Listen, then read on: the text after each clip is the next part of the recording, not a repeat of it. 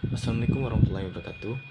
Di sini akan saya jelaskan tugas, yaitu tentang resume artikel tentang analisis kebijakan publik, kebijakan sosial di perkotaan sebagai sebuah kajian implementatif.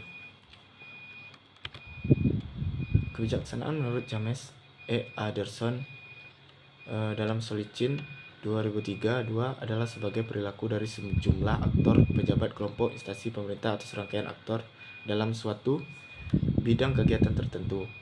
Pemahaman ini terkait dengan Carl Friedrich dalam Budi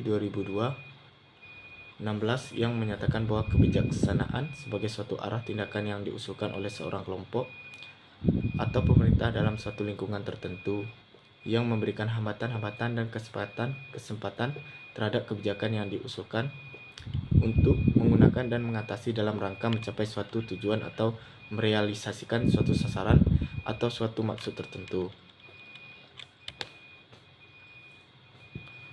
Mengacu pada Hawkwood dan Gunn, Brickman dan Davis 2004 menyatakan bahwa kebijakan publik sedikitnya mencakup hal-hal seperti yang pertama, bidang kegiatan sebagai ekspresi dari tujuan umum atau pernyataan-pernyataan yang ingin dicapai. Yang kedua, proposal tertentu yang mencerminkan keputusan pemerintah yang telah dipilih.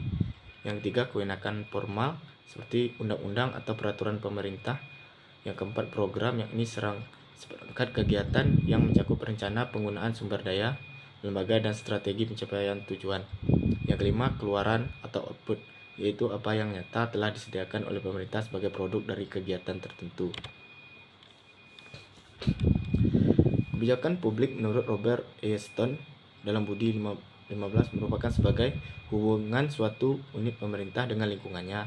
Hal ini seirama dengan Thomas R. D. Mengatakan bahwa kebijakan publik adalah apapun yang dipilih oleh pemerintah untuk dilakukan dan tidak dilakukan. Kegiatan analisis kebijakan merupakan suatu keharusan bagi perumusan kebijakan, namun tidak terlalu ditekankan pada implementasi kebijakan dan lingkungan kebijakan. Pada implementasi kebijakan dan lingkungan kebijakan biasanya dilakukan evaluasi. Namun demikian, evaluasi kebijakan merupakan bagian dari analisis kebijakan yang lebih bersifat berkenaan dengan prosedur dan manfaat dari kebijakan. Analisis kebijakan sosial di Kota Makassar. Kebijakan sosial yang kami kaji adalah peraturan daerah pemerintah Kota Makassar tentang keberadaan pedagang kaki lima atau PKL yang dinilai di samping kurang fokus atau spesifik juga karena memang sudah tidak sesuai lagi dengan perkembangan kota dengan segala kemajuan dan perubahan yang telah terjadi. Yang pertama, regulasi tentang keberadaan para PKL di Kota Makassar sangat mendesak untuk ditinjau kembali seiring dengan adanya perubahan tentang kemajuan kota.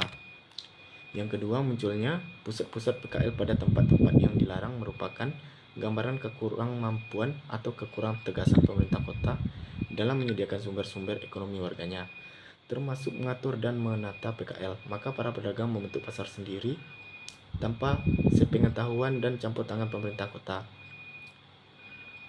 Kedati pun tempat yang dikapling untuk berjualan berada di tempat-tempat terlarang seperti jalan-jalan umum. 10 zona terlarang bagi PKL di Kota Makassar. Yang ketiga yaitu para komunitas PKL membentuk organisasi atau kelompok perlawanan sebagai sarana dan sumber kekuatan untuk mengantisipasi sejumlah perlakuan yang sewaktu-waktu datang macam.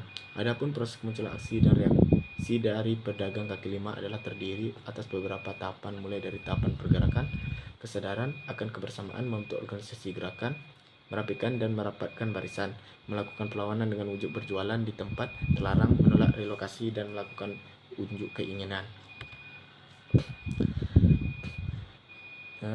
Selanjutnya, sebenarnya masyarakat formal lah yang memberikan ruang kepada para PKL sejak berabad-abad namanya, karena mereka menganggap bahwa perdagangan informal atau PKL dianggap sebagai ciri dari budaya dan tata kebiasaan perkotaan. Selanjutnya, pemerintah kota lebih banyak melakukan kegiatan penertiban atau pengusuran atau masih banyak melakukan represif daripada preventif, karena mereka dilihat sebagai aktor pengganggu di tengah upaya pembangunan infrastruktur formil di dalam kota. Selanjutnya, itu pada dasarnya pihak pemerintah Kota Makassar tetap akan akan menyeimbangkan secara proporsional antara kepentingan PKL dengan kepentingan pembangunan sektor formal. Ada pemerintah kota berperan menyalurkan aspirasi para PKL dan sebagainya. Namun demikian regulasi yang mendukungnya belum bisa mengakomodir secara maksimal.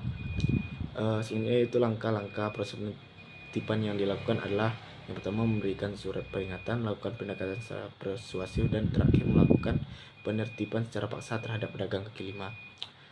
Selain yang terakhir itu faktor-faktor yang berpengaruh terhadap eksistensi PKL di Kota Makassar, yaitu dua aspek, antara lain aspek internal terdiri dari faktor regulasi, fasilitas pendukung atau infrastruktur, serta sumber daya manusia dan manajemennya. Sementara aspek eksternal terdiri dari faktor sosial budaya dan faktor ekonomi.